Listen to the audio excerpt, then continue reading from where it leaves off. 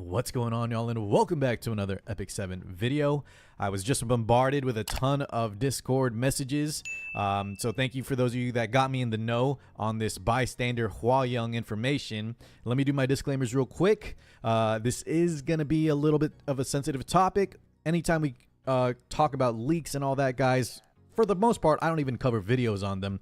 However, there's already been multiple other, I've seen on Reddit, I think I've seen on YouTube already, people showing almost everything. So I think that gives us, a little bit of leeway to go ahead and just talk about it now, because I do want to talk about, if you weren't aware, those of you that might be waiting, Hwayoung Lua has 2 days and an hour left on refresh. And as you guys can see here, I actually did spend 90 summons to try to get her. I decided to call it quits and wait for whatever's next. And after this, I'm so glad I did, if this is all true. So, leaks, this is not confirmed by Smilegate.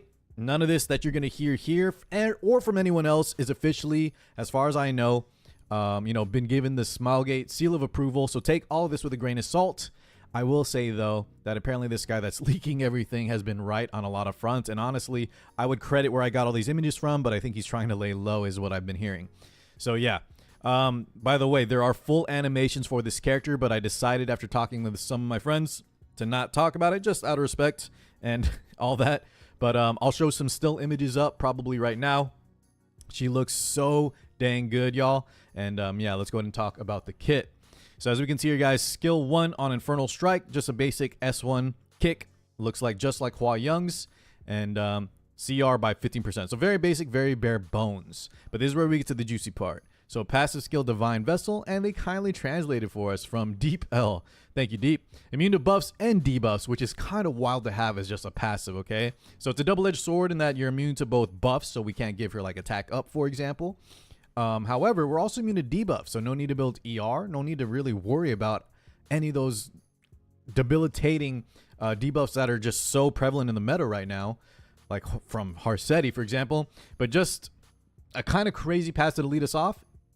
Furthermore, at the start of the battle, your defense increases proportionally to your attack power. We actually have, this is more of a recent trend within the past year or so, but we have a few of the units that kind of have this sort of effect. I believe like Ravi with her, yeah, you guys get what I'm getting at.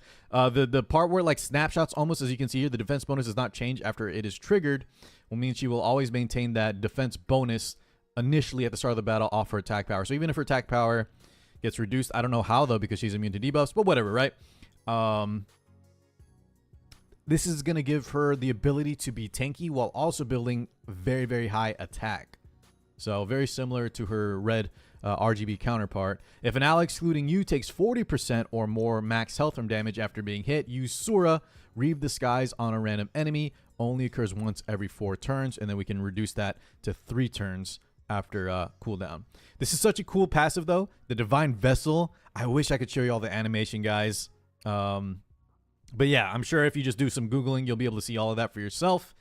But this is such an amazing kind of effect, both in terms of just how powerful it is and how cool the animation looks when it leads into the Sura. But I even like the Divine Vessel. I'm getting some, Jujutsu Kaisen vibes because of this whole school theme. Yeah, you'll see all of it together, but the vibe is definitely there. Last but not least, we have the Ability Stone. What is this here? Is this just the Awakening, I'm assuming? So let's go and read this, and then we'll check that out after. But Sura, Reave the Skies. Remember, the passive will activate this if a unit, keep in mind, an ally excluding Hwa takes 40% or more, and I'm going to talk about that more a little bit later. But Reave the Skies attacks the enemy with a Rage-Filled Strike. When the enemy is defeated, inflicts extinction. Very nice. When the target is a hero, ignores damage reduction and damage sharing effects. Very, very nice, right? So Aureus, no one runs Adamant Shield. But anything that, reduces damage from either passives, artifacts, all of that is getting thrown out the window. When the target is of the light element, increases damage dealt. So we finally have an extinction light damage counter. I know we have units like Axe God, especially Change Axe God. However, this is going to be a lot more, I think, relevant in the meta. We're going to have to see how good the multipliers are. All of these, anytime you have a unit like this, it's very dependent on how much damage she does. Look at Little Queen Charlotte, for example. So she's going to have to do enough damage if we want to use her as like a, insta nuke on a light unit. Otherwise, if it doesn't quite one shot, which I very much can expect or predict that that may not be the case, depending on if you build her super tanky, depending on what Smilegate envisions for her kit. She may be a finisher instead, where you have to kind of weaken the unit. And since we can proc store in multiple ways, then maybe we, you know, activate that when we're for sure to kill. But we'll see what the damage is. We can also soul burn that to make it even, you know, more damage, which is very nice. But yeah, it has to defeat for the extinction. And then on top of that too, ignores all damage, reduction, and sharing. And then furthermore, bonus damage for light elements. Very nice, because a lot of people, myself included, have been spamming light units. They're just so good right now. Ruel, Ilanov, Senya, Tywin, just to name a few. They're just amazing at the moment, so definitely needed. Yeah, and I think this is just a... Is this the same text? I'm just making sure we didn't miss anything here. Yeah, okay. Pretty much the same text there. So we can soul burn that. Now we have some memory imprints here. We got health and crit chance, right? So crit chance is kind of interesting. Yeah, so unlike the red Hwayoung, looks like we will be needing to build some crit on her. It would have been cool to see, like, if she had the similar kit where, you know, we don't worry about crit and we just stack attack, because that scales insanely well with the defense. Attack power. Okay. I'm curious what the builds will be, but the fact that we need crit, we're going to want to have a lot of attack as well to scale our defense. And then we probably want some health on top of that too. Effective HP, we want some defense and health, and we don't scale off a defense bonus, right? So no need to stack just only defense from the attack.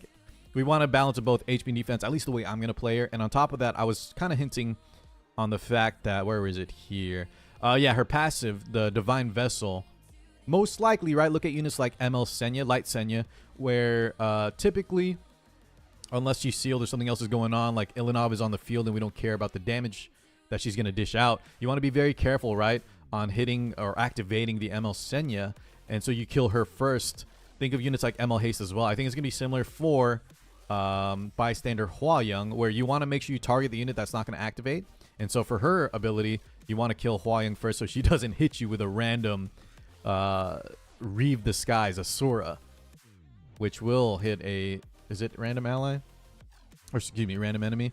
If an ally only takes 40%, use Asura, Reeve the Skies, random enemy. So yeah, you want to probably avoid that as much as possible. Your opponent's going to want to avoid that.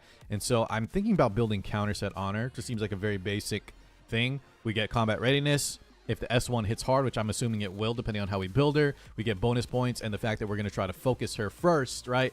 Or the enemies are going to focus her first, means we get to bonus value. So I think we want to build her lots of attack, obviously, to get that free defense. Get enough HP. We'll kind of have to balance that. It'll be a balancing act. And then the rest into attack power, crit damage, right? Attack power probably being the main one to get that bonus defense. But I think the counter set will be nice. She's going to be very stat hungry, I think. The people that have insane gear are going to make her look really, really nice. But of course, let's wait to see the multipliers to talk on that further. And is there anything else here? Okay, we have the stats on the Awakening. Okay, and last thing I wanted to talk about, guys, is I mentioned at the start of the video that Hellion Lua has 2 days left. Now, she did get a pretty significant buff.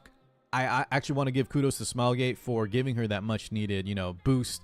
Because I think initially, while I think even on her initial release, people were still making some things work with her, she definitely needed some love to be more of a general pick, just for people to pull and, you know, not feel terrible if you didn't have amazing gear, specific comps you were going to run, right? The recent buffs made her a lot more accessible to just the everyday player and made her a lot easier to use. Now, that being said, for me personally, both in terms of looks and in terms of kit, once again, yeah, just check the animations. At the start of the video, I probably already showed y'all some of the stills from the video that I don't want to show here. But yeah, Bystander Hwayoung, both in terms of kit and looks, is 10 out of 10 in my book, and I can't wait for her to arrive if this is all true, okay? All right, guys.